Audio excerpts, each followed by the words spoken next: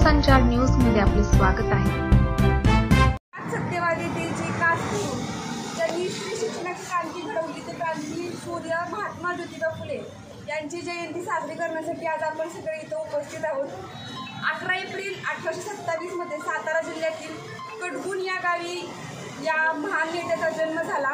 पेशाने शेतकरी कुटुंबातील असणाऱ्या महात्मा फुलेंनी मराठी लेखक, क्रांतीसूर्य, समाजसुधारक अशा स्वतःची ओळख समाजात निर्माण केली। त्याचबरोबर बहुजन समाजातील लोकांच्या समस्या सोडवण्यासाठी त्यांनी स्त्री शिक्षणाचं एक सगळ्यात मोठं धोरण महाराष्ट्रात राबवलं आणि 1848 साली पुण्यातील भिडेवाड्यामध्ये मुलींसाठी पहिली शाळा सुरू केली।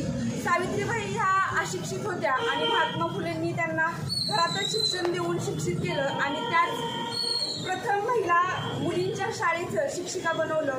खऱ्या अर्थानं महात्मा फुलेंचं आमच्या संपूर्ण स्त्री वर्गावरती खूप मोठे उपकार आहेत। आज समाजात बघायला गेलं तर आज आम्ही स्त्रिया मानाने अभिमानाने वापरू शकतो, प्रत्येक क्षेत्रात पुढे जाऊन काम करू शकतो आणि आज तुमच्या पुढे मी इथं उभा राहू शकते ते फक्त महात्मा ज्योतिबा फुलेंनी केलेल्या त्यागामुळेच।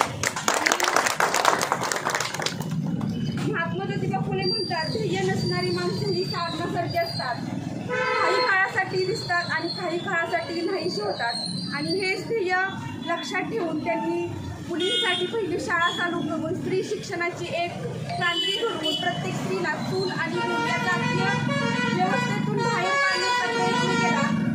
त्याबद्दल त्यांचं किती जरी आम्ही आभार मानले तरी ते कुठेतरी करणार आहेत। त्यामुळे प्रत्येक स्त्रीला असं वाटतं, संकुचित जीवनाला सार मानू नका, ज्योतिरावांची शपथ, कधी हार मानू नका, वाईटांच्या कवितेत राहाल तर माफी व्हाल आणि ज्योतिरावांच्या विचाराने जगाल तर नक्कीच क्रांती व्हाल, नक्कीच क्रांती कराल। धन्यवाद।